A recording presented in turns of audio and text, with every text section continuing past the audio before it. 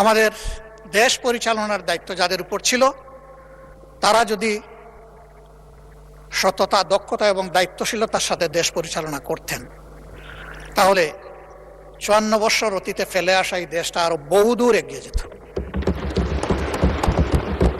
আলহামদুলিল্লাহ রাব্বিল আলামিন ওয়াসসালাতু ওয়াসসালামু আলা রাসূলিহিল কারীম ওয়া আলা আলিহি ওয়া সাহবিহি ওয়া আহলি বাইতি আজমাইন। ১২ মার্চ শুরু হওয়া সংসদ অধিবেশন এটি একটি ঐতিহাসিক অধিবেশন। আমি আরেকবার আপনাকে এই অধিবেশনের প্রাণ সত্তা, এই অধিবেশনের চেয়ার এবং স্পিকার হিসাবে অত্যন্ত সফলভাবে দায়িত্ব পালনের জন্য আমি অন্তরের অন্তঃস্থল থেকে অভিনন্দন জানাচ্ছি।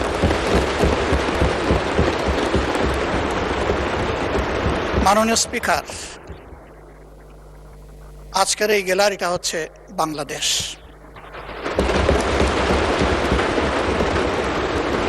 এই গ্যালারির দিকে তাকিয়ে আছে বাংলাদেশ।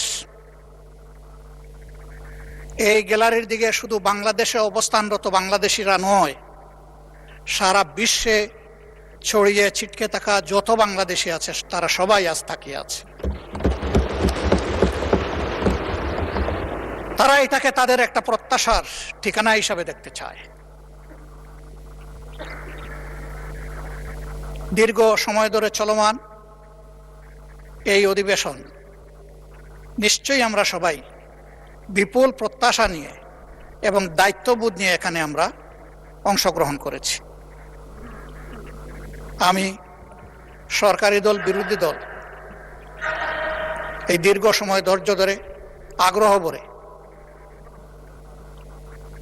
অধিবেশনকে সফল করার জন্য আমি অভিনন্দন জানাই এবং সেই সাথে অত্যন্ত খোলামেলাভাবে সবাই সবার মত ব্যক্ত করার ন্যূনতম সুযোগ পেয়েছেন, এই জন্য আমি আল্লাহ তাআলার শুকরিয়া আদায় করি। মাননীয় স্পিকার, আমি গভীর শ্রদ্ধার সাথে স্মরণ করব আমার সম্মানিত কৃষক পিতা, যিনি অতি সাধারণ গ্রামের একজন অতি সাধারণ কৃষক ছিলেন। আমি সোনার চামচ এবং রূপার কাঠি হাতে নিয়ে জন্ম নেইনি। আমি এমন একটি জায়গায় জন্মগ্রহণ করেছিলাম যেখানে আমি অভুক্ত মানুষের সংগ্রাম দেখেছি। আমি দেখেছি 2টা মাস আসলে মানুষের মধ্যে দারুণ হাহাকার, একটা চৈত্র মাস আর একটা কার্তিক মাস। তখন বাংলা মাসেরই চর্চা হতো, এখন তো আমরা সবাই ইংলিশ হয়ে গেছি এবং এই অধিবেশনে হয়ে আসে দেখলাম যে আমরা উর্দু হয়ে গেছি। অধিবেশনের সুবাদে বিশেষ করে সরকারি দলের বন্ধুদের কাছ থেকে বুঝে না বুঝে উর্দু শুনে কিছুটা হলেও শেখার চেষ্টা করেছি। ধন্যবাদ তাদেরকে। মাননীয় স্পিকার, এই 2টা সময় মানুষ অগ্রিম তাদের শ্রম বিক্রি করে দিত। পেটের ক্ষুধায় ধান কাটার মৌসুমে একজন মানুষ যদি তখন 12 টাকা বেতনে কাজ করত তাহলে অগ্রিম হিসাবে 5 টাকা বেতনেই পেটের ক্ষুধার কারণে তার শ্রম বিক্রি করে দিত। আলহামদুলিল্লাহ, বাংলাদেশ হাঁটি হাঁটি পা পা করে আজকে সেই অবস্থা থেকে উত্তরণ হয়েছে। তবে এটা ঠিক, আমাদের দেশ পরিচালনার দায়িত্ব যাদের উপর ছিল তারা যদি সততা, দক্ষতা এবং দায়িত্বশীলতার সাথে দেশ পরিচালনা করতেন তাহলে ৫৪ বছর অতীতে ফেলে আসা এই দেশটা আরো বহুদূর এগিয়ে যেত। এই জন্য ক্ষমতায় যখন কেউ থাকেন তখন তিনি অনেকটা ফিরিস্তার মতো অভিনয় করেন। অন্যদের শুধু দোষ দেখেন, দুর্নীতি দেখেন, অতীতের সব দুর্নীতি দেখেন। ওই মনে পড়ে গেল একজন মেহমানের কথা, উনি খাইতে বসেছেন তো উনি হাত দেন না, অনেকক্ষণ বসে আছে। যিনি আতিথেয়তা করবেন তিনি এসে বললেন যে আপনি যে হাত দিচ্ছেন না। বলে কিসে হাত দিব, কয়েকটা ভাত দিয়ে রেখেছো, সাথে আর কিছু লাগবে না? কয়ে যে আপনি না একটু আগে এখানে এসে বললেন হেই ধুত। আমি এসে জিজ্ঞেস করলাম যে কারে আপনি ধমক দিলেন? কয় না, ওইদিকে একটা পবিত্র ঘরে একটা কুকুর ঢুকতে লাগছিল, এখান থেকে 4000 মাইল দূরে, আমি একটু এখান থেকে তাড়িয়ে দিলাম। বললো বাহ, আপনি 4000 মাইল দূরের কুকুর দেখলেন, কিন্তু ভাতের নিচের আপনি রুশটা দেখতে পারলেন না।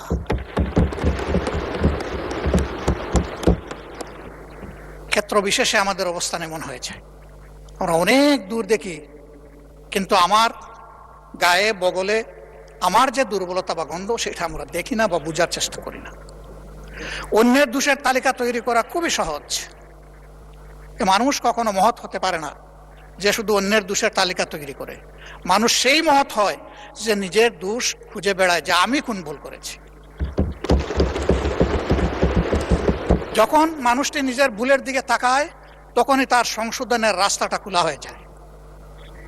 আর অন্যের ভুল যখন খুঁজতে থাকে তখন তার কিন্তু আর ওই ভুল থেকে, নিজের ভুল থেকে ফিরে আসার রাস্তা বন্ধ হয়ে যায়। আমি এখানে এসে মাঝে মাঝে কনফিউশনে পড়ে যাই। আমি কি মহান জাতীয় সংসদে বসে আছি, নাকি আমি জেগে জেগে ঘুমাচ্ছি? আমি কি স্বপ্ন দেখছি, নাকি আমি বাস্তবেই ইতিহাস শিকার কোনো বিশ্ববিদ্যালয়ের ছাত্র হয়ে এখানে বসেছি? আমাদের 12 তারিখ থেকে শুরু করে আজকে 30 এপ্রিল পর্যন্ত চলে আসা বক্তৃতার আমি যদি ভুল না করি তাহলে 80 ভাগ ছিল ইতিহাস চর্চা। ইতিহাস চর্চা কোনো দোষের কাজ নয়। চলতে হলে জানতে হবে এবং অতীতকে ধারণ করে চলতে হবে, আবার অতীতের ভুল থেকেও শিক্ষা নিতে হবে। এটি হচ্ছে ইতিহাসের চাহিদা। কেন মানুষ আমাদেরকে এখানে নির্বাচিত করে পাঠিয়েছে? আমরা যখন এই নেতৃবৃন্দ সারা দেশ ঘুরেছি তখন শিশু থেকে বৃদ্ধ, নারী পুরুষ, শ্রমিক মজুর, মেহনতি জনতা, পেশাজীবী, ছাত্র শিক্ষক সবার সাথে আমাদের ইন্টারেকশন হয়েছে।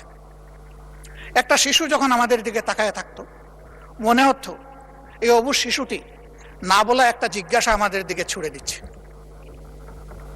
আমি তো এই দেশের নাগরিক, আমি শিশু, আমাকে প্রোটেকশন দিন। আমি ঘর থেকে নিরাপদে বের হতে চাই, আবার আমি স্কুল থেকে নিরাপদে ঘরে ফিরতে চাই, আমি কি সেই প্রোটেকশন পাবো? এই শিশুটির না বলা ভাষা হয়তোবা এমন ছিল যে অন্য দেশের শিশুদের মতো আমিও কি আমার মেধা বিকাশের পরিচর্যা এবং সহযোগিতা এখানে পরিপূর্ণভাবে পাবো?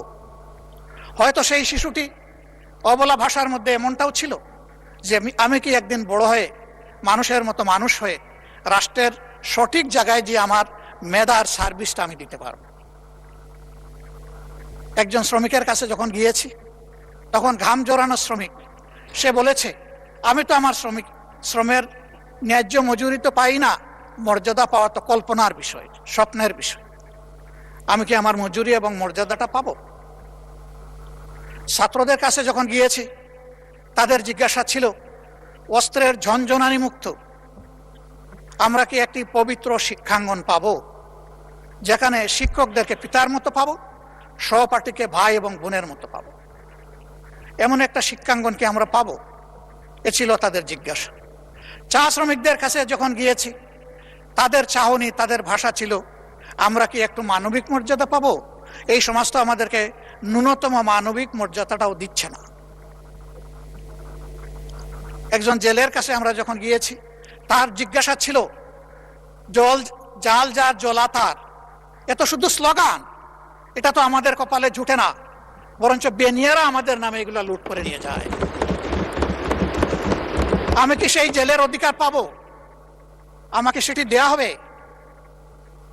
কৃষক ভাইটির কাছে যখন গিয়েছি তখন বলেছে আমাদের তো হাঁসপাস অবস্থা, আমি যখন জমিতে ফসল ফলাতে যাই তখন এই ফসল কোনো সময় ঘরে তুলতে পারি না প্রাকৃতিক বিভিন্ন বন্যা, খরা, দুর্যোগের কারণে, আর সৌভাগ্যক্রমে যদি ঘরে উঠাই তাহলে আমার প্রোডাকশন কস্টটাও আমি আমার পকেটে ফিরে আনতে পারি না। কেন পারি না? পারি না এই কারণে পারি না, কৃষি উপকরণ যেগুলো আছে, বীজ আছে, সার আছে, কীটনাশক আছে, সেচে পানি আছে, এইগুলার খরচ আমাদের প্রাপ্তির চাইতে অনেক বেশি। সারের যে দাম লেখা আছে তার চাইতে দ্বিগুণ দেড়গুণ দামে আমাকে কিনতে হয়। এখানেও বেনিয়াদের দৌরাত্ম্য। আবার আমি যখন ফসল ফলালাম, আমার ফলানো ফসলটা আমি তার কাছে যদি 10 টাকা কেজি দরে বিক্রি করি, রাজধানীতে গিয়ে সেটা 40 টাকা কেজি দরে বিক্রি হয়। এখানে মধ্যস্বত্বভোগীদের লুটেরা। এই যন্ত্রণা থেকে আমরা কি মুক্তি পাবো? আমি যখন ফসল ফলালাম, ফল উৎপাদন করলাম, তখন পর্যাপ্ত রক্ষণাগর না থাকার কারণে আমি তো তাড়াহুড়া করে এই ফসলগুলা বিক্রি করে দিতে বাধ্য হই। আমি কি সরকার থেকে এইটুকু সাপোর্ট আশা করতে পারি? তিস্তা পারে যখন গিয়েছি, সে এলাকার 2 কোটি 2.5 কোটি মানুষের মধ্যে যাদের সাথে দেখা হয়েছে, আমরা এখানে যারা বসে আছি, মাশাআল্লাহ আমাদের চেহারা গালগুল সবই সুন্দর, নুরানি, কিন্তু ওই জায়গার মানুষগুলোর দিকে তাকানো যায় না। তাদের হাড়ের ভিতরে চামড়া ঢুকে গেছে। জীবনের ঘানি টানতে টানতে তারা হয়রান হয়ে গিয়েছে। পুরো নদীটা একটা মরুভূমিতে পরিণত হয়েছে। ভরাট হয়ে যাওয়ার কারণে পাশের প্রতিবেশী দেশ থেকে যখন বন্যা তেড়ে আসে, তখন নদীর ধারণ ক্ষমতা একেবারেই নির্জীব হয়ে যাওয়ার কারণে 2 কূল ভাসিয়ে আবার তাদেরকে পানিতে ডুবাইয়ে মারে। শীত মৌসুমে যখন সে ফসল ফলাবে, তখন তার চাহিদার পানি নাই। বর্ষায় যখন সে একটু আত্মরক্ষা করবে, তখন পানির তুড়ে ভেসে যায়। প্রতি বছর শত নয় হাজার হাজার ঘরবাড়ি বিলীন হয়ে যায় নদী তটে। এভাবেই তাদের জীবন চলছে। আমি ধন্যবাদ জানাই আসাদুল হাবিব দুলু সাহেবকে, সম্মানিত সংসদ সদস্য তিনি এবং মন্ত্রী। তিনি একটি আন্দোলন গড়ে তুলেছিলেন, জাগো বাহে। এই জাগা লোকগুলো এখন এই সংসদ, এই প্রধানমন্ত্রী, এই মন্ত্রী পরিষদ, এই সরকার আমাদের সবার দিকে তাকিয়ে আছে। আমাদেরকে তো জাগিয়েছে তো ঠিকই, আমরা কিন্তু আমাদের দাবি এখন বাস্তবায়ন হচ্ছে দেখতে চাই। মাননীয় স্পিকার,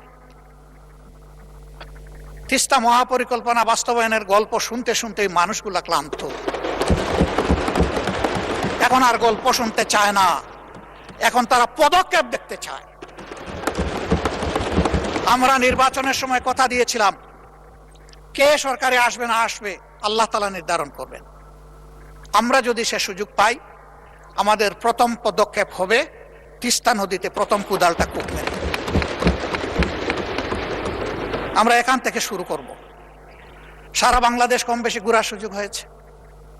রিয়েলি তিস্তা পারের মানুষগুলার মতো এত দুর্ভাগ্যপীড়িত মানুষ আমি বাংলাদেশের কোথাও আর দেখি। অবশ্যই আমাকে তাদের কথা বলতে হবে। আমার কথা এখানে তিস্তা মহাপরিকল্পনা বাস্তবায়ন অতি সত্বর, বিশ্বাসযোগ্য, দৃশ্যমান ভূমিকা নেওয়া হচ্ছে, আমরা দেখতে চাই। কারো চোখ রাঙ্গানিকে আমরা পরোয়া করব না। 20 কোটি মানুষের আলহামদুলিল্লাহ আল্লাহ তাআলা 40 কোটি হাত দিয়েছে। প্রত্যেকটি হাত সরকারের পাশে দাঁড়াবে, সরকার যদি সাহস করে এই পদক্ষেপ নেয়। আমি দাঁড়াবো, সবার আগে আমি দাঁড়াবো ইনশাআল্লাহ। মাননীয় স্পিকার, আমাকে একটা আসনের লোকেরা নির্বাচিত করে এখানে পাঠিয়েছে। মাঝে মাঝে আমি হাঁটি ঘুরি দেখি আর মনে মনে ভাবি, এটা কি রাজধানীর ছিটমহল? ছোট্ট একটি এলাকা, মাত্র 2টি খাল, ময়লার ভাগাড়, অবৈধ দখলদারিত্ব। রাস্তাগুলা সরু, আবার সেই রাস্তার মাঝখানে লাইট পোস্ট। হ্যাঁ, অবশ্যই আমি বলবো 2 মাস 2.5 মাসে সরকারের জন্য সব কিছু একেবারে চোখের পলকে সমাধান করা সম্ভব নয়। শুরু হোক। আমাকে লোকেরা বলে সংসদে আমাদের কথা বলবেন, আমি বলি যে বলবো ইনশাআল্লাহ। আমি সেই কথাগুলো এখন বলতে চাই। আবার আমি ফিরে আসবো আমাদের দায়িত্ব কর্তব্যে। কিন্তু আজকে আমি এখানে দাঁড়িয়ে কথা বলার সুযোগ পাচ্ছি, ওই এলাকার মানুষগুলো তাদের ভালোবাসা, সমর্থন আর ভোট দিয়ে আমাকে এখানে পাঠিয়েছে বলে আমি এই জন্য তাদের প্রতি গভীর কৃতজ্ঞতা জানাই। একেবারে 47কে আমি সম্মান করি, কারণ ওই সীমারেখাটাই বর্তমানে বাংলাদেশের সীমারেখা। বরঞ্চ কিছু কিছু ক্ষেত্রে আমরা আমাদের নদী রক্ষা করতে পারিনি বলে আমাদের কিছু জমি চলে গেছে প্রতিবেশী দেশের পেটের ভিতরে, আমরা বাড়াতে পারি। ওই যা ছিল তাই, ওই এক খণ্ড জমি আমরা পেয়েছিলাম, এই জন্য 70 সালের নির্বাচন হয়েছিল। 94% ভোট যেগুলা কাস্ট হয়েছিল তার মধ্যে 94% পেয়েছিল আওয়ামী লীগ। তারা আসলে এত ভোট পেয়ে তারা আসলে নিজেদেরকে ধরে রাখতে পারে নাই, সম্ভবত তারা আবেগে সীমা লঙ্ঘন করে ফেলেছিল। এত মানুষের ভোটের প্রতি তারা সম্মান দেখাননি, যে ভোটের সম্মান পাকিস্তানি সরকার না দেখার কারণে অনিবার্য হয়ে উঠল মুক্তিযুদ্ধ। তারাই সেই ভোটটাকে আবার গলা টিপে হত্যা করলেন, তারা বাকশাল কায়েম। আমাদের অনেক বন্ধু 72-এর সংবিধান সম্পর্কে তাদের হোল হার্টেড রেসপেক্ট তারা পে করেন, আমি পারি না এই জায়গায়। যারা করেন তারা এখন সরকারি ট্রেজারি বেঞ্চে অনেকে বসে আছে, আপনিও পারেন না, কারণ 72-এর সংবিধানটাকে পরিবর্তন করে দিয়ে গেছেন মরহুম প্রেসিডেন্ট শহীদ জিয়াউর রহমান।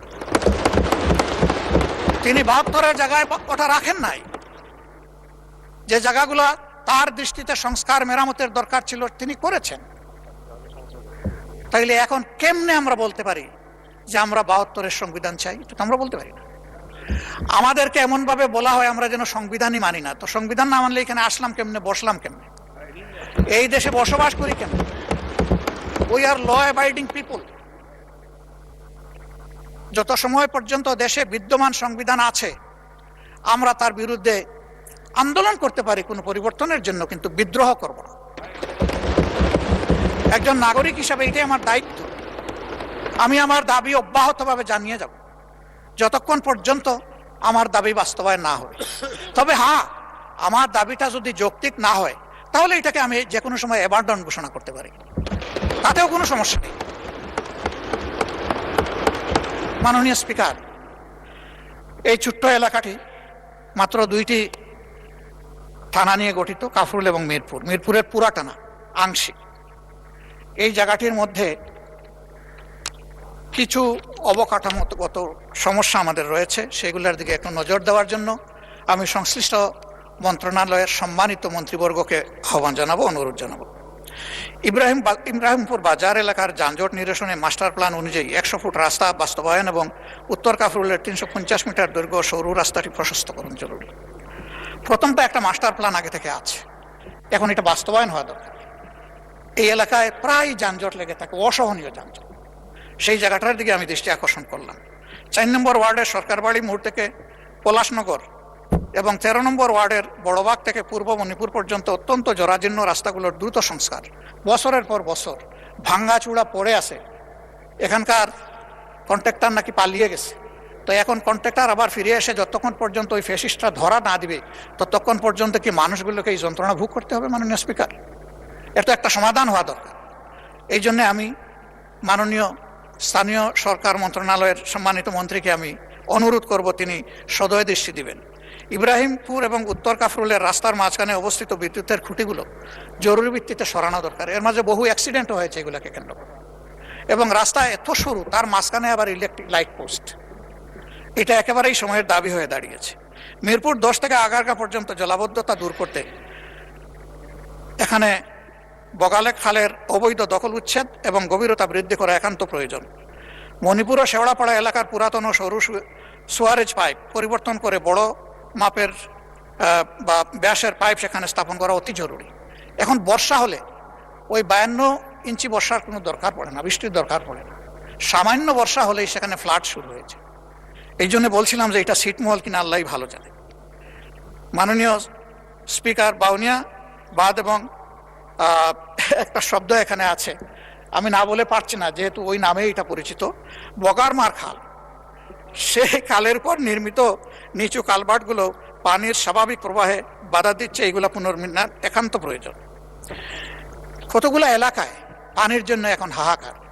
গ্রামাঞ্চলে সুপেয় পানি পায় না, সেখানে হয়তো আর্সেনিক যুক্ত পানি, কিন্তু পানি পায়। আর এইখানে পানিই পাচ্ছে না, এইটা একটা ছোটখাটো কারবালায় পরিণত হয়েছে। আবার বিশেষ করে গত 1 মাস ধরে এই প্রবলেমটা খুব মারাত্মক আকার ধারণ করছে। কি জন্যে আমি ঠিক জানি না। এই বিষয়ে ওয়াসার এমডির সাথে কথা হয়েছে, সংশ্লিষ্ট তাদের কথা হয়েছে, কিন্তু এখন পর্যন্ত তার কোনো সমাধান হয়নি। আমি লোকদের কাছে যাই, বলে কিচ্ছু দরকার নাই, আমাদেরকে বাঁচার জন্য 1 ফোঁটা পানি দেন। মাননীয় স্পিকার, আমি অত্যন্ত বিনয়ের সাথে অনুরোধ করব যে এই যে এলাকাগুলোয় পানির জন্য লোকেরা হাহাকার করছে, আমি এই নামগুলো অনেক দীর্ঘ, আমি এখানে পড়ে আপনার সময় নষ্ট করছি না, এগুলা সবাই জানে। আমি শুধু অনুরোধ করব যে এই পরিত্যক্ত এলাকাটাকে একটু শনাক্ত করে যেন তার প্রতি সঠিক মনোযোগ দেওয়া হয়। আইন শৃঙ্খলা এবং সামাজিক সুরক্ষার ক্ষেত্রে সব জায়গায় যে প্রবলেম, এখানেও সেই একই প্রবলেম, মদ, মাদকতা, কিশোর গ্যাং। এর সাথে সারা দেশের মতো এখানেই সীমাহীন, বলগাহীন, লাগামহীন চাঁদাবাজি। ফুটপাত দখল করে চাঁদা নিয়ে লোকদেরকে রাস্তার মধ্যে বসাই দেওয়া হয়েছে। এর বাইরেও যারা নিজ নিজ ব্যবসা প্রতিষ্ঠানে ব্যবসা করেন তাদেরকেও চাঁদা দিয়েই ব্যবসা করতে। 5 আগস্টের পর আমরা কি এমন একটা বাংলাদেশ চেয়েছি মাননীয় স্পিকার? কে চাঁদাবাজ আমি এটা শুনতে চাই না। চাঁদাবাজ আমি হলেও আমারও হাতে হ্যান্ডকাপ পরানো হোক। চাঁদাবাজ কোনো দলের হতে পারে না, এরা দলের নাম ভাঙানো বর্ণচূড়া। এদেরকে শনাক্ত করে এই সংসদ থেকে আমরা শপথ নেই যে এই চাঁদাবাজদেরকে যে কোনো মূল্যে বাংলাদেশ থেকে নির্মূল করব ইনশাআল্লাহ।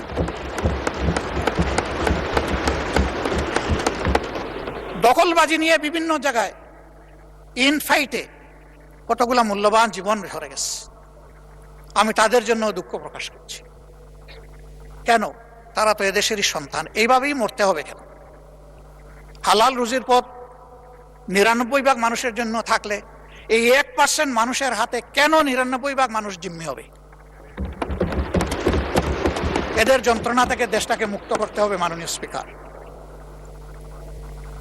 আইন শৃঙ্খলা পরিস্থিতির অবনতি উন্নতি আমি এগুলো বুঝি না। যে সরকার আসে আইসেই বলে যে আগের চেয়ে এখন অবস্থা ভালো, এই আগটা কি সেটাও বুঝি না। আমি এই আগ পাস কিছুই শোনার পক্ষপাতী নই, আমি শোনার পক্ষে আমাদের বর্তমানটা কি। এই বর্তমানে আমরা একটা নিরাপদ বাংলাদেশে বসবাস করতে চাই। মাননীয় স্পিকার, আমি মাননীয় স্বরাষ্ট্রমন্ত্রীকে অনুরোধ করব, বাংলাদেশের সকল জায়গার আইন শৃঙ্খলা পরিস্থিতি একই ধরনের নয়, কিন্তু যে জায়গাটা বেশি ঝুঁকিপূর্ণ, বেশি ভালনারেবল, সেই জায়গায় যেন অগ্রাধিকারের ভিত্তিতে আগেই নজর দেওয়া হয়।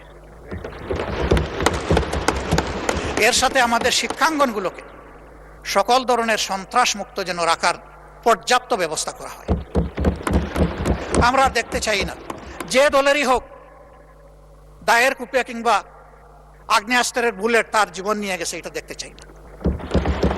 আমরা দেখতে চাই শিশু হয়ে ঢুকবে, পরিণত মানুষ হয়ে ওখান থেকে বের হবে, দক্ষ নাগরিক হয়ে বের হবে, নৈতিকতাবোধ সম্পন্ন নাগরিক হয়ে বের হবে, দেশপ্রেম বুকে নিয়ে বের হবে, দেশ গড়ার অঙ্গীকার নিয়ে বের হবে। আমরা সেই শিক্ষা প্রতিষ্ঠানটা দেখতে চাই।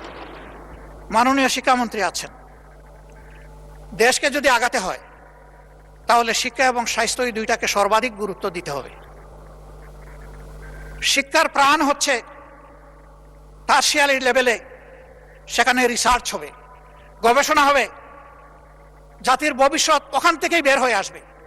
দুঃখের বিষয়, গবেষণায় ফকিরের ভিক্ষা দেওয়া হয়। ফকিরের ভিক্ষা দেওয়ার কারণে ওই ভিক্ষাগুলো লুটপাট হয়ে যায় অনেক ক্ষেত্রে, সেগুলোও কাজে লাগে না। তবে আমি একটা সেক্টরকে বরাবর ধন্যবাদ দেই, আজও ধন্যবাদ দেব। এটি হচ্ছে আমাদের কৃষি বিভাগ, কৃষি বিশ্ববিদ্যালয়। তাদের অর্জনকে আমরা অস্বীকার করলে নিজেকে অস্বীকার করার সামিল হবে।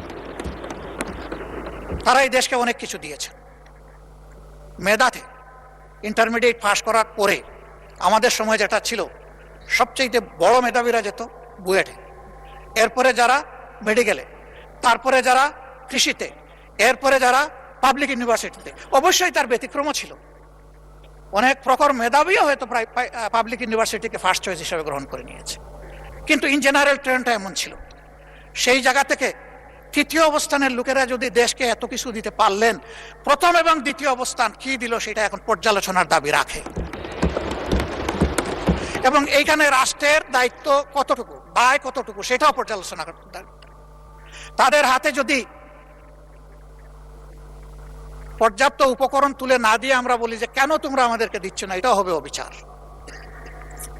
এই জন্য আমি দাবি করব বাজেট অধিবেশন সন্নিকটে সর্বাধিক গুরুত্ব যেন শিক্ষা এবং স্বাস্থ্যে দেওয়া হয়। যদি একটা সুস্থ সবল জাতি গঠন করতে হয়, অবশ্যই একটি সুস্থ স্বাস্থ্য ব্যবস্থা আমাদেরকে গড়ে তুলতে হবে। কিন্তু এখানে সবাই স্বাস্থ্য ব্যবস্থার ব্যাপারে হাহাকার করেছেন, সবচেয়ে বেশি হাহাকার করেছেন স্বাস্থ্য সেবার বিষয়টা নিয়ে। অনেকে বলেছেন স্বাস্থ্য সেবা নিজেই রুগী, আমাদেরকে সারিয়ে তুলবে কিভাবে? সঠিক, 1000 শয্যা বিশিষ্ট হাসপাতালে রুগী ভর্তি থাকে 3700। How could be possible? আবার এখন অন্য সমস্যাও দেখছি।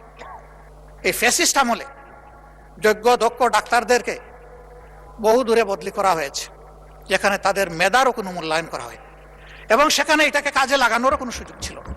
আবার অনেককে ওএসডি করা হয়েছে।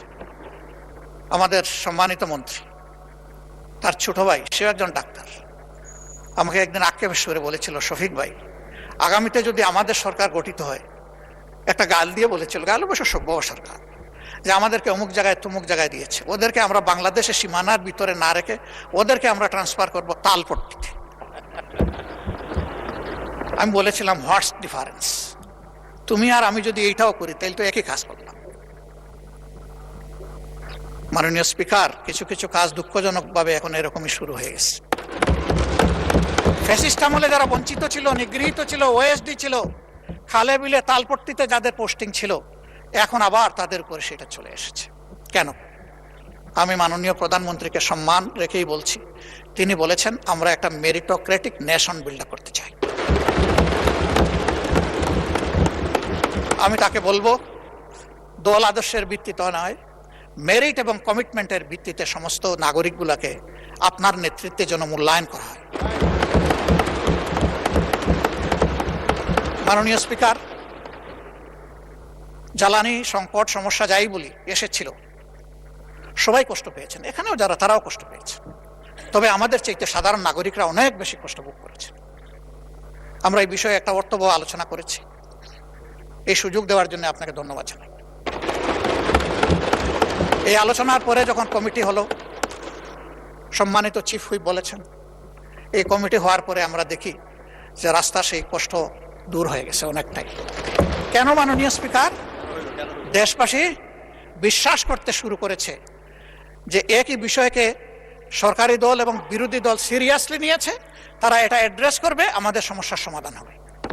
এই আস্থার জায়গাটা ফিরে আসার কারণে সমাধানের পথ খুলে গেছে। আমরা দোয়া করি যে এই যুদ্ধ এখনো অব্যাহত রয়েছে, তার পরিসমাপ্তি হোক। এই যুদ্ধ গোটা বিশ্বকে নাড়িয়ে দিয়েছে। আমরা আগেই বলেছি, এই সংকট এই সরকারের তৈরি নয়, এইটা global issue, global problem, crisis. আমরা এই জায়গায় দেখতে পাচ্ছি যে আমাদের পররাষ্ট্রনীতিতে আমরা অতীতের যে নিয়ম ছিল, শহীদ প্রেসিডেন্ট জিয়াউর রহমান কারো মুখের দিকে তাকাইয়া তার পররাষ্ট্রনীতি পরিচালনা করেন না, তিনি দেশবাসীর মুখের দিকে তাকিয়ে করেছিলেন। এখন এই জায়গা থেকে আমরা কেন সেই আওয়াজটা একইভাবে দিতে পারলাম না? আমাদের একটি বন্ধু রাষ্ট্র কেন আক্ষেপ করে বলে যে আমাদের চরম কষ্টের সময়ে আমরা বাংলাদেশকে পাশে পেলাম না? কেন এই কথা বলে? Will be in a justified runner, আমাদের রেস হবে জাস্টিফিকেশনের উপর। যেই মজলুম হবে, সে আমার প্রতিবেশী কিংবা দূরবর্তী যেই হোক, তার প্রতি আমাদের সমর্থন থাকবে। আর যেই জুলুম করবে, তার জুলুমেরও আমরা প্রতিবাদ করবো আমাদের ভাষায়, আমরা যে ভাষাটা বুঝি, কারো শেখানো দেওয়া ভাষায় না। নির্বাচনী ইশতেহারে আমরা যেমন বলেছি, বিএনপিও তেমন বলেছে যে আমাদের পররাষ্ট্রনীতি হবে স্বাধীন পররাষ্ট্র, সবার আগে বাংলাদেশ। আমরা সেই জায়গাটা দেখতে চাই। আমরা কাউকে বরাবর বলে এসেছি, আমাদের সীমাহীন বন্ধুর প্রয়োজন আছে, কিন্তু একজন প্রভুর দরকার নাই আমাদের। আমরা সেই জায়গাটাই দেখতে চাই। মর্যাদার সাথে মাথা উঁচু করে সমতা, ন্যায্যতা এবং মিউচুয়াল রেসপেক্টের ভিত্তিতে পরিচালিত হবে আমাদের পররাষ্ট্রনীতি। এই জায়গাটা নিশ্চিত করুক সরকার, আমরা এটাই সরকারের কাছে প্রত্যাশা করি। আমাদেরকে বলা হয় মাঝে মাঝে, আমাদের ট্রেজারি বেঞ্চের বন্ধুরা বলেন যে এমন কোনো কাজ আপনারা করবেন না যে কারণে আবার পতিত ফ্যাসিস্টরা ফিরে আসে। আমরা তো এটা চাই না, কিন্তু নির্বাচনের আগে আমরা দেখলাম কিছু কিছু সিনিয়র নেতা পর্যন্ত তাদেরকে আশ্বস্ত করে নিশ্চয়তা দিয়ে বলছেন আপনাদের সকল মামলা উঠাই দেব। আপনাদের জন্য আমাদের দুয়ার খোলা, আপনাদেরকে আমরা পর্যাপ্ত নিরাপত্তা দেব। আমরা জানি না এখনো তাদের সেই সম্পর্ক বিদ্যমান আছে কিনা। আমাদের কথা একদম পরিষ্কার, ফ্যাসিস্ট আমলে যতগুলো অপরাধ সংগঠিত হয়েছে, যতগুলো খুন হয়েছে, গুম হয়েছে, যত জায়গায় মানবতা লঙ্ঘিত হয়েছে, দর্শন হয়েছে, এই প্রত্যেকটি অপরাধের বিচার করতে হবে এবং সেই বিচার উসমান হাদি পর্যন্ত আসতে হবে। মাননীয় স্পিকার, কিন্তু বিচারের দিকে তাকিয়ে আমরা কিছুই বুঝতে পারছি না। বিচারের অঙ্গনে কি সবুজ পতাকা উঠছে না লাল পতাকা উঠছে না কালো পতাকা উঠছে, বুঝতে পারছি না। আমরা একটা সবুজ পতাকা দেখতে চাই। ওখান থেকে বলা হবে জাতিকে আমরা হতাশ করব না, জাতির প্রত্যাশার আলোকে মজলুমের পাওনা তার কাছে পৌঁছে দেব। না হলে শহীদদের আত্মা, তাদের আপনজন, গুমের শিকার লোকগুলো তাদের আপনজন, দর্শনের শিকার হয়ে যে মা কেঁদেছে, যার চোখের পানিতে হয়তো একটা নালা নদী তৈরি হয়ে গেছে, তাদের আত্মা আমাদেরকে অভিশাপ দেবে। এই অভিশাপের ভার এই পার্লামেন্টের বহন করা ঠিক হবে না। মাননীয় বিরোধী দলের নেতা, আর কতক্ষণ সময় লাগবে? আপনি যতক্ষণ দিবেন। না, আপনার কতক্ষণ লাগবে? আপনি সারা রাত দিলে আমি রাজি আছি, 2.5 ঘন্টা দিলে রাজি আছি, 4 ঘন্টা দিলেও রাজি আছি। এটা আমার পাওনা। আপনি বলবেন সবাই পাইছে আধা ঘন্টা 20 মিনিট, আপনি একটা যৌক্তিক সময় নিন। আমি একটা যুক্তি দিয়ে যৌক্তিক সময় নিচ্ছি। যখন কার্য উপদেষ্টা কমিটির বৈঠকে 42 ঘন্টা সময় নির্ধারণ করা হয়েছিল এটার জন্য, তখন আমি বলেছিলাম যে এটা 50 ঘন্টা করেন। এটা নিয়ে আমাকে 2 বার খোঁটা দিয়েছেন আমার সম্মানিত একজন সংসদ সদস্য এবং তার সূত্র ধরে আরো কয়েকজন। খোঁটাটাই যখন খাইলাম মাননীয় স্পিকার, তখন পুরো সময়টা কি আমার পাওনা নয়? কথা চান, সেই দিক থেকে আপনি বিবেচনা করেছেন, আপনাকে ধন্যবাদ মাননীয় স্পিকার। তা আমি এত চাইবো না, 4 ঘন্টাও চাইবো না, কমপক্ষে 2.5 ঘন্টাও চাইবো না, আমি শেষ করে দিচ্ছি। আমি সেই দিকে আগাচ্ছি। আমার বক্তব্যে যদি কোনো ধৈর্যচ্যুতি ঘটে আমি মাপ চেয়ে নিচ্ছি। মাননীয় স্পিকার, এই বাংলাদেশটাকে আমরা সবাই বলি যে আসেন ঐক্যবদ্ধভাবে এগিয়েছে। তো ঐক্যবদ্ধভাবে এগিয়ে যেতে হলে আসলে মানসিকতায় আমাদের সবার পরিবর্তন আনতে হবে। পরিবর্তন বক্তব্যে নয়, পরিবর্তন আনতে হবে মানসিকতা। সেটা কি? সেটা আর কিছু নয়, let us agree to disagree. আমার অপিনিয়ন আমি দেব, আপনার অপিনিয়ন আপনি দেবেন, আমারটা আপনি শ্রদ্ধা ভরে শুনবেন, আপনারটা আমি শ্রদ্ধা ভরে শুনব। এরপরে যা যৌক্তিক তা নিয়ে আমরা সামনে এগিয়ে যাব। আমরা যদি এতই ক্ষিপ্তা বিরোধী দল হতাম, তাহলে মাননীয় প্রধানমন্ত্রীর এই প্রস্তাবে আমরা সাড়া দিতাম না। আমরা তো বিরোধী দলকে ভালোবাসি না, আমরা তো এখানে বিরোধী দলকে প্রতিনিধিত্ব করতে আসি নাই। আমরা এখানে এসেছি 20 কোটি মানুষের জন্য কথা। আমরা প্রথম দিনই বলেছি সকল ভালো কাজের সহযোগিতা, আর যখনই ভুল দেখব তখনই আমরা কিন্তু প্রতিবাদ করব, আমরা চুপ করে বসে থাকবো না। মাঝে মাঝে এখান থেকে আমাদেরকে বলা হয় এইভাবে চলবেন, ওইভাবে চলবেন, না চললে এই হবে। আসলে কি হবে সেইটা দেখতে দেখতেই তো বাংলাদেশিরা আজকে এই জায়গায় এসে দাঁড়িয়েছে। এটা মজলুমের মিলন মেলা, আমরা সবাই দেখে দেখে এখানে এসেছি। আর কপালে যদি ওই দেখা থাকে আরেকবার দেখবো, অসুবিধা কি? জনগণের জন্য কাজ করতে গিয়ে একবার কেন 100বার দেখবো, তাতেও অসুবিধা কি? এতেও কোনো অসুবিধা নাই। হ্যাঁ, আমি সর্বশেষ উদাহরণ দেব। যখন কেউ ক্ষমতায় থাকে তখন ওই রকমই কথাবার্তা সুন্দর করে বলে, গলার আওয়াজ বেড়ে যায়, চেহারার ভাবমূর্তি অন্যরকম হয়ে যায়। এই যে আমাদের জুলাই যোদ্ধারা যারা নেতৃত্ব দিচ্ছিল, আমাদের তরুণ যুব সমাজ, তাদেরকেও তো ডিবিটে নিয়ে অনেক কিছু করা হয়েছে, কাণ্ড। তাদের সেই দিনের করুণ আহাজারি আর্তনাদ জাতি দেখেছে, বিশ্ব দেখেছে। কিন্তু তাই দিয়ে কি আন্দোলন দমানো গেছে? তাই বলে কি এদেরকে দমানো গেছে? এটা হয় না। চাবুক পিঠে দিতে পারবেন, কিন্তু চাবুক আপনি হৃদয়ের উপরে দিতে পারবেন না। কাজেই আমাদের ভাষা যদি হয় পরস্পরকে শ্রদ্ধা করে, পরস্পরকে মেনে নিয়ে সম্মান করে, ইনশাআল্লাহ নতুন বাংলাদেশ দেখবে। এখানে মাঝে মধ্যে আমি ধারণা করি যে কিছু শিক্ষা প্রতিষ্ঠানের শিক্ষার্থীরা এসে এখানে বসেন, তারা অবজার্ভ করেন। উই ডু স্যালিউট এই উদ্যোগ নেওয়ার জন্য। ওরা যেন এখানে এসে আমাদের দ্বারা অনুপ্রাণিত হয়। ইয়েস, আমরা আমাদের অ্যানসিস্টরদের সত্যিকারের অ্যানসিস্টর হিসাবে পেয়েছি। আমরা গর্বিত সাকসেসর হতে চাই তাদের। আমাদের সব কিছু দেখে যেন তাদের মধ্যে সেই উদ্দীপনাটা আসে। ইতিহাসের বিশাল কুপাকুপির পরে কোনো কোনো সম্মানিত সদস্য একেবারে শেষে এসে বলেন যে এগুলা বাদ দিয়ে আসেন, আমরা ঐক্যবদ্ধভাবে এগিয়ে যাই। তা আগে দাগ উড়ালগুলা ফেলে দেন, ওই কুপাকুপিগুলো আমরা বাদ দেই, সেটা আমি দেই আর ওখান থেকেই দেওয়া হোক। ওগুলা ফেলে দিয়ে যখন ঐক্যের ডাক দেওয়া হবে, সেই ডাকটা তখন হবে কার্যকর ডাক। মাননীয় স্পিকার, আমি বুঝতে পারছি আমার সময় সংকেত বেজে উঠেছে, আমি আর বেশি সময় নেব না। আমি 1 মিনিট কথা বলে বিদায় নিচ্ছি। কি ভাই এটা?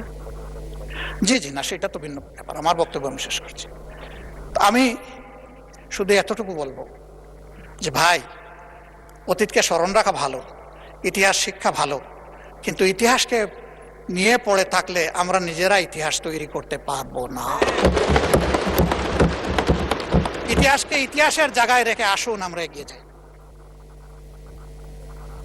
আমার কথায় কেউ যদি কষ্ট পেয়ে থাকেন, ক্ষমা চাই। ভালো যদি কিছু বলে থাকি, আল্লাহ আগে আমাকে আমল করার তৌফিক দেন এবং আমাদের সবাইকে এটা মানার তৌফিক দেন। আমি একটা কৈফিয়ত না দিয়ে পারছি না।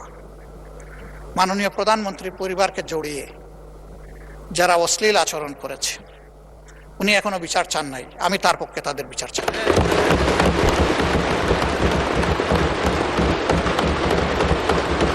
ওনার মেয়ে, আল্লাহ তাআলা আমাকেও 2টা মেয়ে সন্তান দান করেছেন, আমার মেয়ে।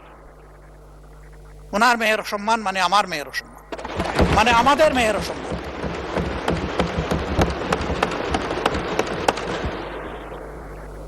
এই ইতর প্রাণীগুলা কারা, তাদেরকে নির্মোহভাবে খুঁজে বের করা হোক।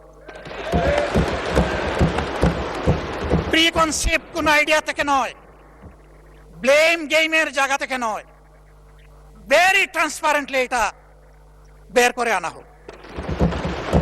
আমার নিজের দুঃখের কথা নাই বললাম, একটা মানুষ বয়স হওয়া পর্যন্ত সব সময় গায়ে কাপড় রাখার চেষ্টা করেছি। মা বাপ যেটুকু পেরেছেন, আমি এখন যেটুকু পারি সামর্থ্যের আলোকে। কিন্তু আমার যে কতবার কাপড় চোপড় খুলে ফেলে, নিজেরটা আমি কারে বলবো?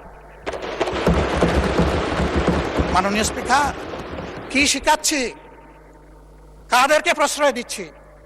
মনে রাখবেন, আমাদের কেউ যদি এদেরকে প্রশ্রয় দেই, একদিন এরা আমাদেরও কাপড় নিয়ে টান দেবে। এই নোংরা ধারা বন্ধ হওয়া উচিত। এর অস্ত্র সরকারের হাতে, আমরা সরকারকে পূর্ণ সহযোগিতা করব। সকল টেকনোলজি কাজে লাগিয়ে প্রথমত বলবো যে এই নোংরামি বন্ধ করার পথ বাইর করুন, গোলটা ফিল্টার করে আউট করুন। তারপরে বলবো ইনসিডেন্টালি ওর অ্যাক্সিডেন্টালি কিছু হয়ে গেলে সেইটার কঠোর ব্যবস্থা নেই।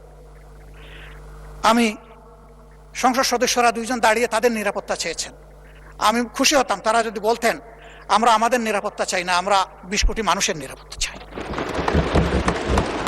আমি বলবো আমরা 20 কোটি মানুষের নিরাপত্তা চাই। আমি ধন্যবাদ জানাচ্ছি বিশেষভাবে এই অধিবেশনকে সফল করতে যারা প্রচুর খাটুনি করেছেন, কষ্ট করেছেন, সমস্ত কর্মচারী কর্মকর্তাবৃন্দ, মিডিয়ার লোকেরা যারা শৃঙ্খলার দায়িত্বে ছিলেন, তারা সবাইকে আমি ধন্যবাদ জানাচ্ছি বিরোধী দলের পক্ষ থেকে বা সারা অধিবেশনের পক্ষ।